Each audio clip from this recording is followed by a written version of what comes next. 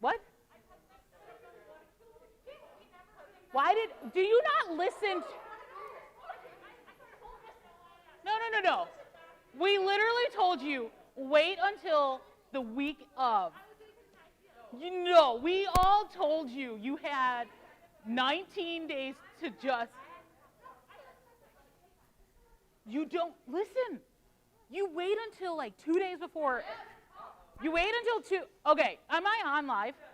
Okay, good. The world knows this. Okay, here's what we're gonna say. Jenna has like a back thing, so her mom would probably not let her go on the mechanical bull. But we told her to wait until like 2 days before to ask, because like her mom might say yes and then not have a lot of time to change her mind. Jenna already talked to them 19 days before. I know. But, all right. Speaking, this is great. Wait, this is great because this goes with the lesson of good friendships and being, stuff. All right, I need someone to pray us in. City A, will you pray us in? Yeah. Thank you.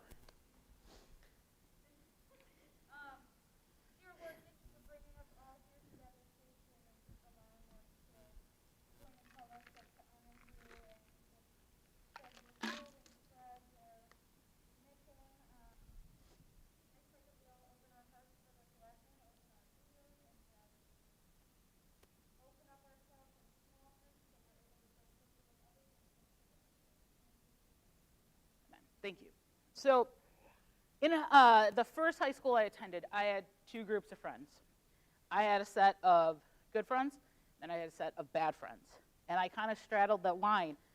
I would hang out with the bad ones, and then if something big was going down, they would even tell me, hey, you need to go hang out with your other friends for a while. So I'd go hang out with them instead. They looked out for me, the bad ones. Right, they looked out for me. And I would spend time with each. And I thought I could balance that. But before you know it, eventually I started to weigh more towards the bad side and hang with them. And it was basically I was living a double life. People thought I was this good Christian girl on some days. And then people were like, she's definitely not a Christian girl when she's with these people. I would then go to my camp, even in the summer, and spend like 12 weeks on fire for God, come back to school, to only go back to that bad crowd. Last week we talked about the fact that God is, we need to know God. We talked about spending time with God, and that's important because we're on an adventure in our faith. We're on this journey, right? We said that spending time with God is an important part in this journey. Spending time with God is the first part in our journey of life. But there's more to it. So what would you think the next step is that we need on our journey? We got God. What's the next step, do you think? Or who's next in our life? Friends, people, relationships. The journey of life, or just even in games, in faith, we need others. We should not be alone. You need people to come alongside of you. In this journey in our faith, you can't always choose what happens to you, right? We learned that last week. You can't always choose our circumstances. But you can choose who's with you in that. And we need to think about the people that we invite along in our journey, because people have the power to impact our faith or to do the opposite. And some of you might be thinking, there are definitely relationships where we cannot pick those, You didn't choose your family. You didn't choose what school to go to and who's going to be in your classes, right? You didn't choose who went to Summit each week. You don't choose who's on the same team or club or group with you. Those are certain relationships that just you can't choose. At your age, and especially in the middle of this pandemic, there's only a certain amount of life that you can control. You can't all of a sudden make perfect friends, or you can't all of a sudden make a family perfect. You know, you can't all of a sudden pick so-and-so to be on your team. But there's something you can do in these relationships. You can choose to invest in a few great relationships. The kind of relationships that help you move forward in your journey of knowing God. And you may be thinking, we've talked about this so much. Yes, we have, because it's important. Relationships are important. God created us to not only worship and serve him, but to be in community with other people. Proverbs is filled with tons of advice, just passages about being wise. And there's two scriptures I'm going to read, and the reason Proverbs is mentioned so much too is because in the Bible it tells us that we should hold scripture in our heart.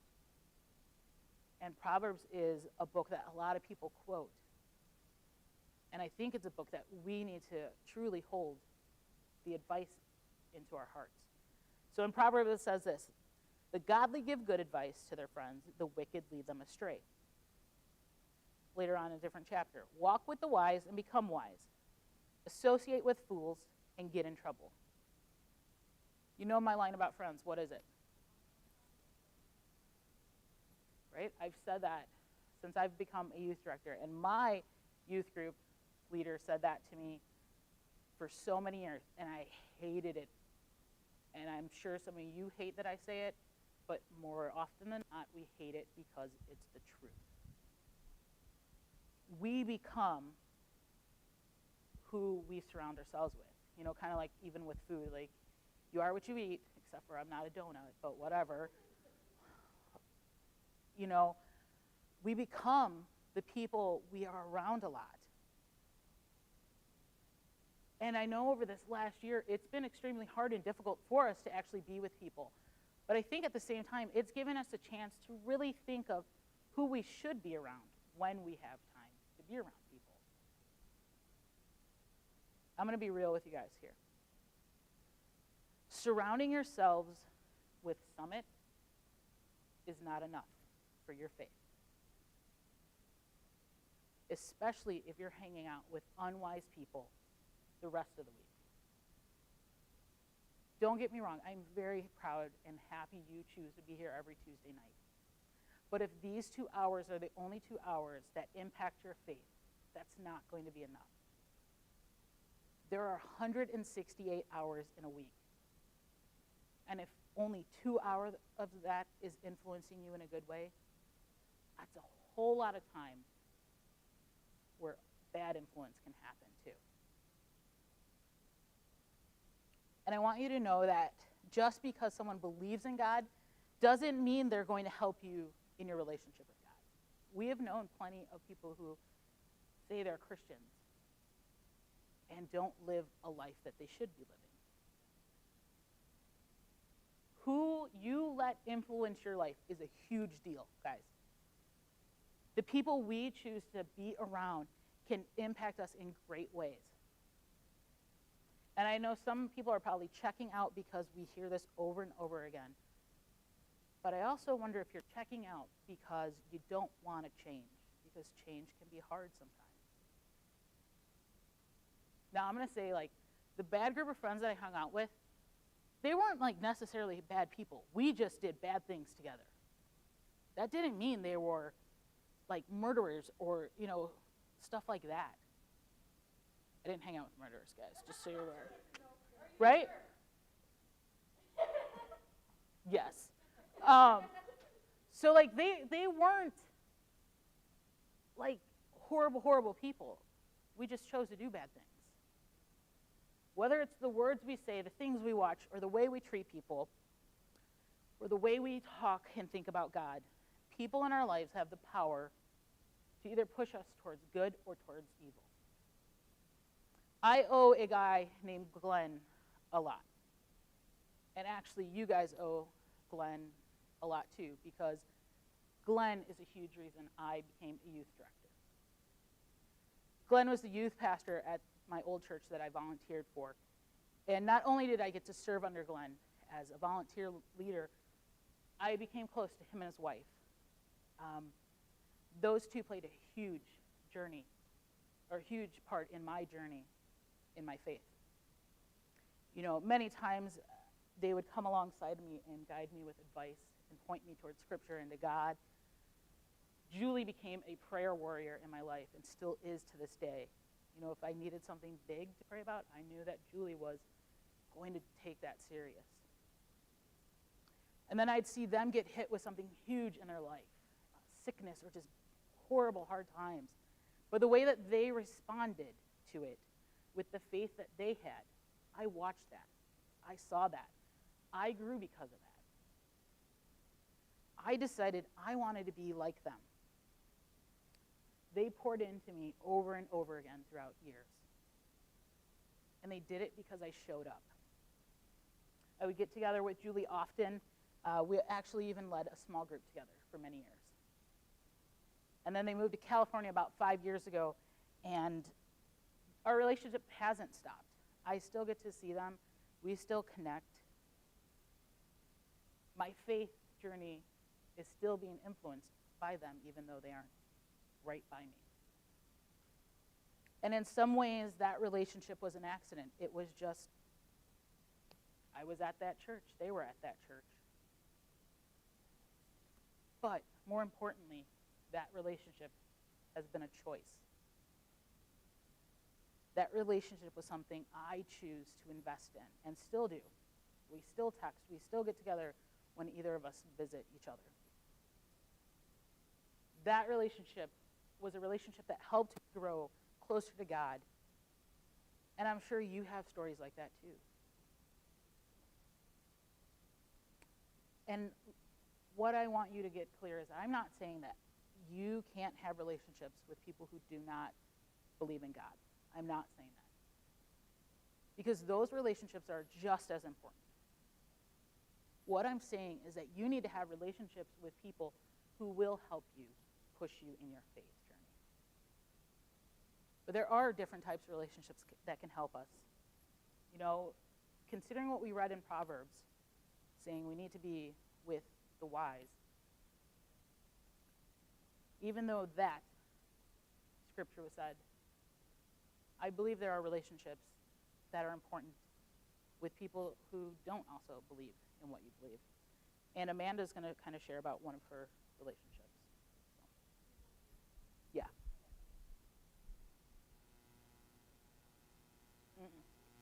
Go up here and take your mask off.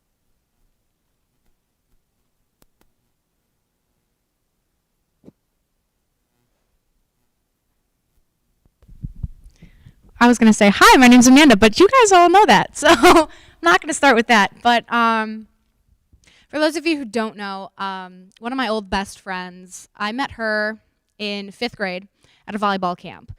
And we hated each other when we first met each other. And, like, I don't know if you ever had, like, that one relationship with someone where, like, you meet them and you're like, I really do not like you. But then, like, you start getting to know them and you're like, oh, hey, you know, we have a lot more in common than, you know, we thought. Well, one day she came up to me and she's like, you know, all this useless, like, competition between the two of us is so not worth it. And I looked at her and I was like, I don't know about that. Like, I'm kind of liking the competition because I'm a very competitive person. And everyone knows that. So the next day, I thought it over, and I was like, you know what, you're right. And we became best friends. We don't talk anymore because we had a falling out, but we were friends for 7 years. Have any of you ever had, like, a sleepover or just hanging out with someone really, really late at night, and you have, like, these, like, talks, like, deep talks, political talks, like, religion talk? Like, does anybody, or is that just me? Like, can y'all, like, raise your hand? Okay, that makes me feel a lot better. So me and Kayla, we did not see eye to eye on anything. I consider myself more of a Republican. She was more of a Democratic. I considered myself Lutheran. She's an atheist. We didn't see eye to eye on anything. And there was this one night that I remember more than anything. And it was 3 in the morning, and we were just laying down in bed together, and she asked me, "Why are you so committed to God?" And that question, oh my gosh, I had no idea how to respond to that question at all.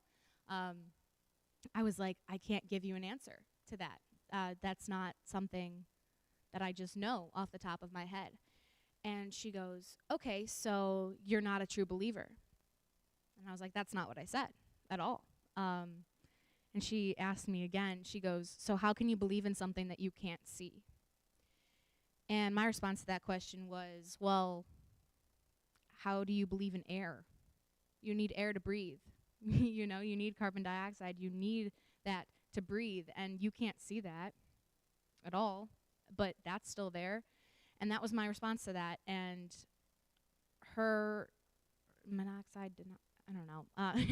And her response to that was just, "But I don't understand how you can fully commit to something that you don't even know exists."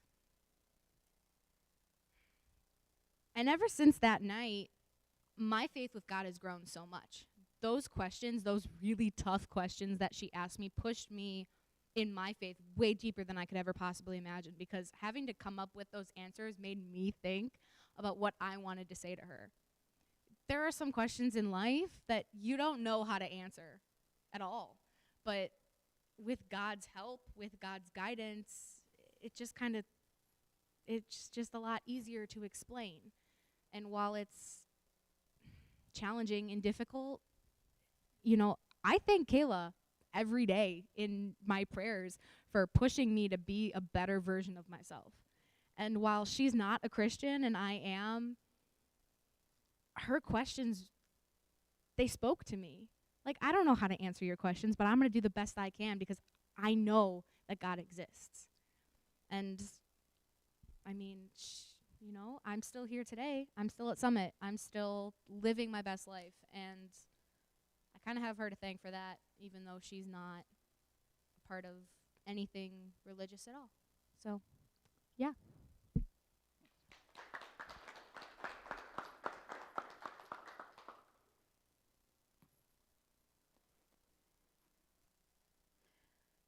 My guess is you were probably expecting Amanda to talk about how she changed someone's life. But that's not what I asked Amanda to share. I wanted you to see that it's not just that we need to be changing non-believers' lives, but that they can change our life and they can change our faith journey. You can grow closer to God because of relationships with people who know God, but you can also grow closer to God because of relationships with people who don't know God. There can be a balance to this faith journey. Jesus spent a lot of time with people who were not considered Christian or good. You know, he was around people that others viewed as horrible people. And we're going to turn to Mark 2, Mark 2, verses 13 through 17. And we're going to look at what Jesus does here. Anyone know the page? Who would like to read for me? 13 through 17. Zach's going to bring you the mic.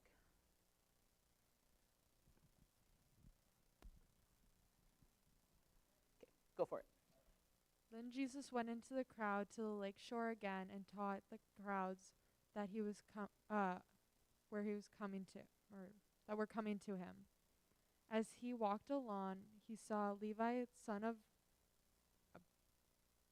Just go for it. Yeah, sitting in at his tax booth.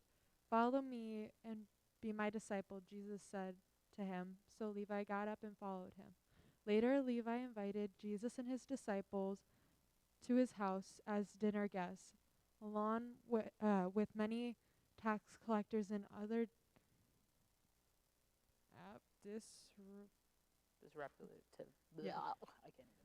disreputable sinners.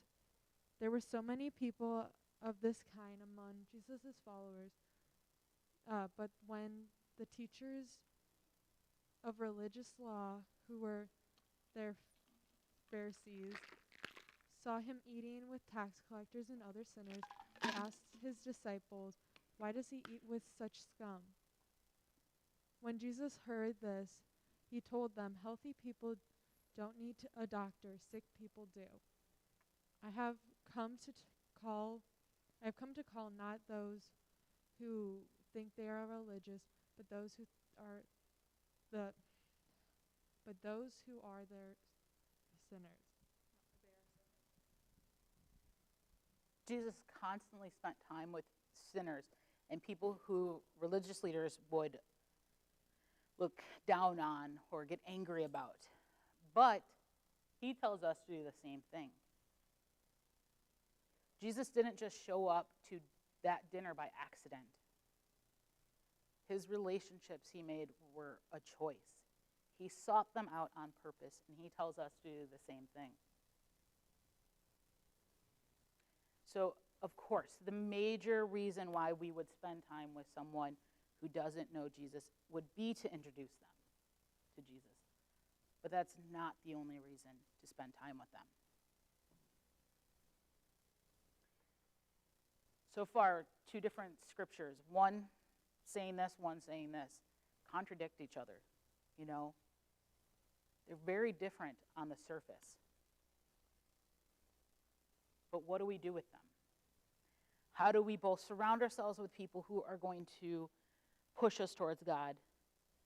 And how do we surround ourselves with relationships who don't believe in God but could also push us towards him? There's a couple questions I just want you to close your eyes and just think about. I'm going to say them each twice. And I want you to just ask yourself, why is it important to surround myself with people who follow Jesus?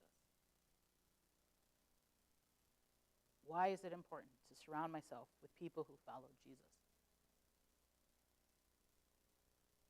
Why is it important to have relationships with people who don't follow Jesus?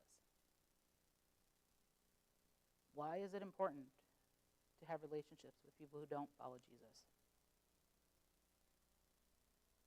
How can both of these types of relationships help me to grow closer with Jesus? How can both of these types of relationships help me to grow closer with Jesus? What are the dangers in both of those types of relationships? What are the dangers in both of those types of relationships? Open your eyes. Every relationship you will have will impact your faith in some way. The question you need to answer is, can this relationship help me grow with God or not? You know, our relationships with other believers should help us grow closer with God, but are they? Or our relationship with people who don't believe in God can also get us closer to God, or they can do the opposite. No matter what, on this journey of faith, we need people. You can't control every relationship that comes your way, but you can choose to pull back from some, or you can choose to invest more into some. Relationships are a choice. They're not an accident. And as you are in small group tonight, I just want you to be honest. There might be some Christians in your life. There may be people here. And maybe they're not doing the best to help you grow closer with God. Maybe they're doing the opposite. You know, maybe there's people in your life that don't know God, but somehow they're pushing you farther in your relationship. The truth is, it's time to get real. It's time to really think about the time we invest in other people.